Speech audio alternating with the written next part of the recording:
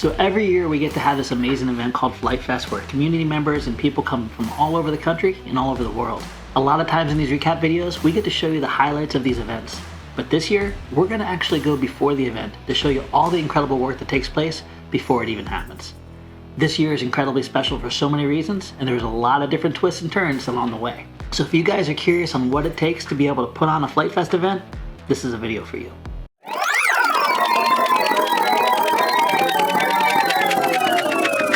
So FliteTest would not be FliteTest without our huge 180-foot long build tents. These tents, along with many others, are sent up almost a week in advance so that we can get them set up without any issues and also get all the tables and chairs that people are going to be using to build off of. And our good friends at Arise Tent Rentals always come out early and make this possible, so even if we have bad weather, they're set up in plenty of time to be ready for our community. Once the tents are set up, the real work starts on Monday. Okay, so this is Monday before the event. A couple things are happening today. Power is coming, water is coming, we got some mowings, the tents are getting finalized. A lot of things are happening, but before we go on, I want to kind of give you a layout of the land. So let's go check out the tents and everything. Okay, so we are currently inside the new STEM tent. So we actually got a bigger STEM tent this year, and that way what we can do is we can actually do 2 classes at the same time. Also, it gives us a little extra room. That way we can do like blimp races, gliding challenges. So I can't wait to see this tent absolutely filled to the brim with both kids, adults, moms, dads, grandparents, grandmas.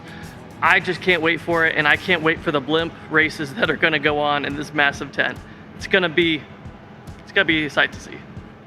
Okay, so I'm here at Build Tent 1, and here in a few days, this tent and the other build tent is gonna be filled with hundreds of people building, getting ready to fly, and making their own creations. I'm really excited to see what this year brings, not only with some new pilots, but some old ones as well. Tuesday's a fun day because everything's starting to really take shape with the STEM tents, the build tents, the store is getting outfitted beautifully, but also a lot of the finishing touches start coming in. This is mainly our vendors, the food trucks, and all the electrical cabling that we're going to need to power all those glue guns. Jennifer and her team at manufacturing have already started weeks before this setting up the store. And a lot of times you guys get to see us in front of the camera up at HQ, but this would not be possible without the amazing manufacturing team. Mainly my wonderful wife Jennifer, my daughter-in-law Haley, my daughter-in-law Moose, our laser master Jason McQuiston himself, and his awesome father. This amazing group of people work together months ahead to basically manufacture enough kits to be able to be put in the store so people never run out of them. It's a huge undertaking making sure that products go out of the store, and at the same time we're building up stock for an event like FliteTest. They also want to make the store a really cool place to be, and that's why oftentimes we take the planes off the walls here and hang them up all over the shop. Now this year we had to retire Meglacy, and we found a perfect spot for it right on the ceiling of our store.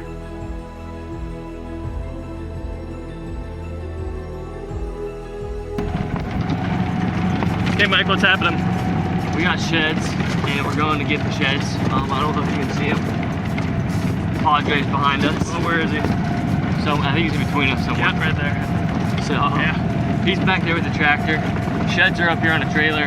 We're gonna get ready to, I think, pull them off is the best option here, and we're gonna have like little ticket booths at the end of each entrance to help with camping and registration and stuff like that. So instead of the little pop-ups that we usually have, we actually have sheds this year so our volunteers can stay nice and cool.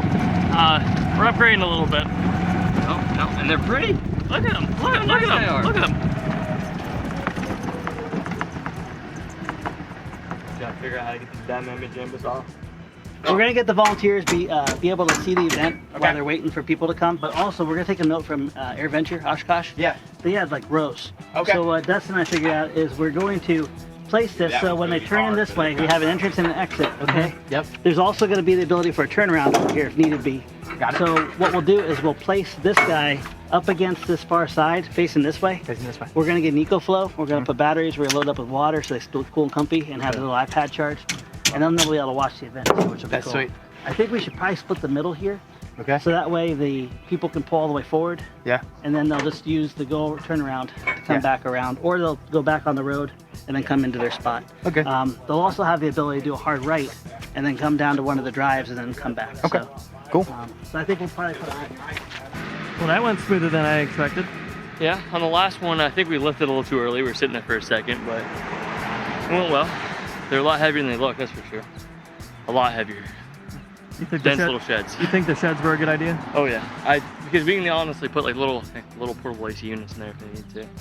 Keep them nice and cool during the hot days, so I think it's a great idea. And these won't blow away, so. I think those, I think the sheds, I second that, the sheds. The only thing I wish we could add there is some air conditioning for the guys out there working.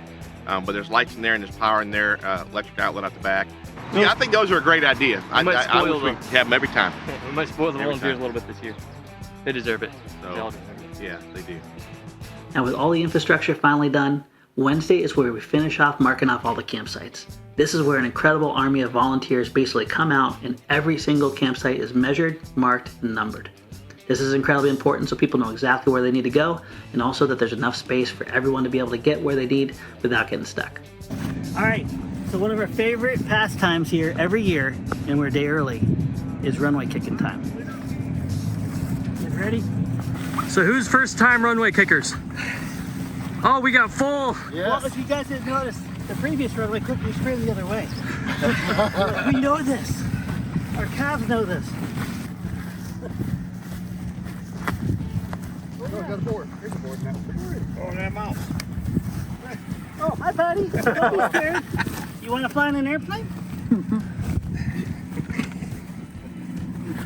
Now, no matter how much you plan for an event like FliteTest, Mother Nature always has its own ideas. We've definitely had some bad weather in the past, but with this year, we had some major challenges, mainly that we got a little bit of rain every single day softening up the grounds, and this caused it to be very difficult to be able to bring people in quickly and easily. This meant that we had to actually hook up tractors to pull many people from either getting stuck in the mud or literally pull them right to their spots themselves. But that was nothing that was compared to coming this evening. We had a storm cell that was so strong, producing over 80-mile-an-hour winds. And although you can have everything planned out, Mother Nature always has her own ideas, and we simply gotta adapt.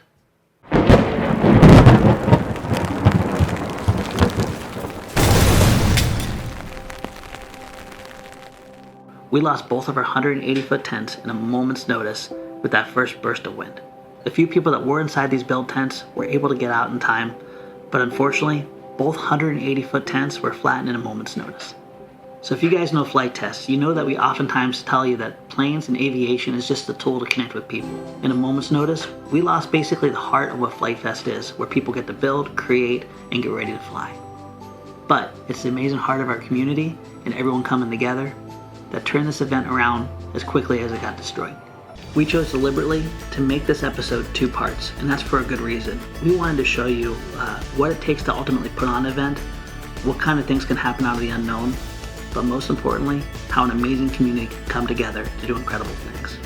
So tune in next week, because we're going to show you how the amazing men and women of the FliteTest family basically banded together to rebuild and have our best FliteTest yet.